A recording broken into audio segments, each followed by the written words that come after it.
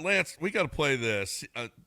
CJ talked about this offense, and you were talking about Nick Caley, and you were talking about how I don't think he was strutting like like well, I don't want to say it. He was strutting this preseason, and they were talking about they like this offense, they like the way Nick Caley goes about it.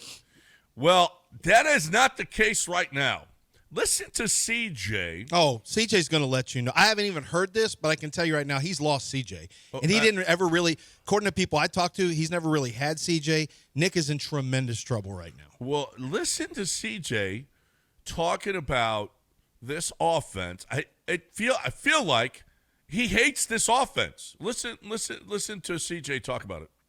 I don't know what he meant by complacent, but I think the type of offense we're running is like I told y'all, death by 1,000 cuts. And sometimes when you live by that sport, it's hard because, you're not taking a bunch of deep downfield shots, but you're asked to be, really good on first, second down, time and time again. And something that we just got to get better at.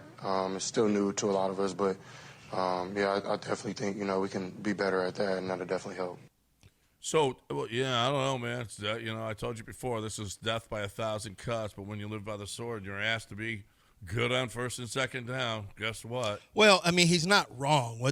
It's dink and dine. He's talking about there's no downfield. And well, he started to – well, last night he said screw it, and he started throwing balls down the field, and with guys covered. He didn't care anymore. Yeah. I'm throwing it down the field. And you saw they were covered. He was 1 for 11 or 12. Yeah, everyone wants him to throw deep. Guess what? It ain't going to work. It ain't going to work. It's not going to work. You don't have enough time to throw. Your guys can't get open. It's bad.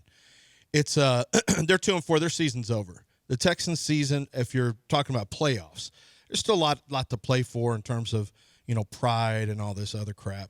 But your season is over. You will not make the playoffs. You're not catching the Colts. The Colts are 56,380 times better than you are, number one. They're built better than you. Their GM's better than yours. They're better coached. They have better discipline. Their quarterback is better. Their running game is better. Defensively, you're better than them, so I'll give you that. But you have no chance of catching them. The Jaguars aren't any good, but they got a head start on you because they won some games. They beat you. You're 2-4. You're 2-4, and I don't see how the Texans can even remotely come back and even sniff the playoffs here. There's too many good teams, and they're not one of them.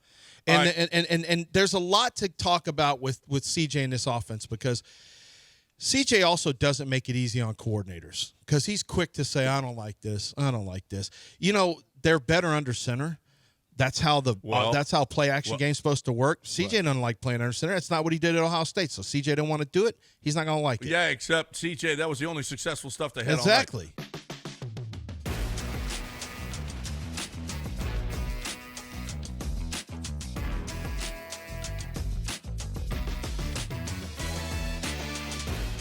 Must be nice to have a winning record on a Monday night game, on a primetime game. I wouldn't know. Oh, my God. I wouldn't know. We don't know about that. I mean, that is just the Texans are just you get so excited to see the schedule comes out. Oh, good, Monday night, Thursday night. Look at this. This is going to be great. And then the embarrassment that it is every time. Hey, every time. What would the Texans be? This is a legitimate question. I don't have an answer. I'm not setting you up because I've got my own answer. What would the Texans be right now if they had stuck with Bobby Slowik for a third year? Because then he would have the success of the first year, the issues in the second year, a third year with C.J. Stroud. Would it have been any different? Would this season be going any different for the Texans? Some of the issues are still the same issues. What would have been different if Slowik had stayed around? That's hard to say because what were they last year? They were not good. They weren't good last year. No, it's division winners, but I get that. But honestly, it was better than this. CJ didn't want him. CJ didn't want. You're going to find out CJ doesn't want this guy either. No, he doesn't. You're about to find that out. This guy doesn't have. This guy's on a short leash. That quote that we had about this offense, that's 1,000. I mean, Death he by said it 1,000 before. cuts. It's 1,000 cuts. Somebody That's- has said that to him, and he said, "Oh my Yeah. God, that's true." It's probably Mulgeta, his agent. Yeah. Man, this offense is death by 1,000 cuts. We got to get you out of there, CJ. What was the other word he used that didn't seem Booty? like... No, that's what you're using. Cheeks? No. It was a word that no young person uses. I forgot. We talked about it, but yeah, Shenanigans? was it shenanigans that he No, said? but you're It was right. something along those He lines. did say something.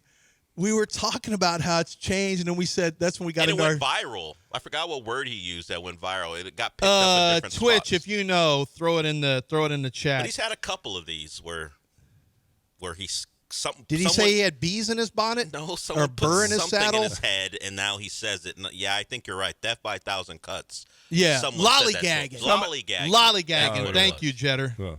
Lollygagging. That's not a Gen Z word. Well, oh my God, they were lollygagging again. I know, but you're With not 2 Gen minutes Z. left, they're lollygagging. Okay, so I got to hear the explanation from D'Amico about the final kickoff. All right, you see, some teams have plans. The Texans decide with a 2:50 to go that they're going to take 40 seconds to run a play. After a running play, it's going to take 40 seconds to line up. Tell and people run. why that matters to you, because they weren't going to win anyway, but tell people why it matters to you. Because what do you mean why it matters to me? You're trying to win. Listen, did Denver deserve to win that football game? No, but you know what? Denver scratched and clawed, played smart. They saved time. They were efficient. They won the football game. You could have won that football game, and everybody would have said, oh, my God, how did they win? The whole game, the announcers were saying, I don't know how Houston's in this football game, and yet they were. They were one score down. They were 8 points down at the half when they should have been down 24. And they were in that football game the whole time, and yet when it came to nut cutting, this football team just lollygagged. Lollygag is the perfect word for what they did last night. They lollygagged instead of having efficiency and urgency. Well, okay, so individually, let's get to phone calls because I want to talk about. I know. there's Wait, a few I want to hear things. D'Amico Okay, go talk ahead. about why they kicked off and not kicked it out of the end zone or out of bounds. Yeah, the plan at the end of the game was kicking the ball out of bounds so we could utilize the 2 minute and had a timeout. And we did not execute that again, just goes to the entire game. So, frustrating that we're not executing the things that we're coached to do. I mean, you are a field goal kicker. First of all, you why kick it didn't they 60 kick a freaking 50 yards. Why didn't they kick a 58-yarder earlier in the game? You kick it 60 yards. Kick it the freak out of the end zone and move on. Yeah, Come on.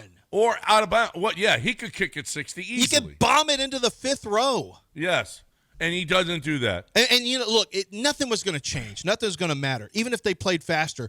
But the point is, they don't have it in them to play smart football. Sometimes this is a low football IQ team. It really is an emotional team and not a cerebral team when it needs to be. No. And it's disappointing. Everyone loves an emotional team when things are going good. But when things aren't going good, you realize, man, the emotional stuff leads to mistakes, leads to bad penalties. Emotional football leads to mistakes too often. That's not the problem. The problem is they can't block.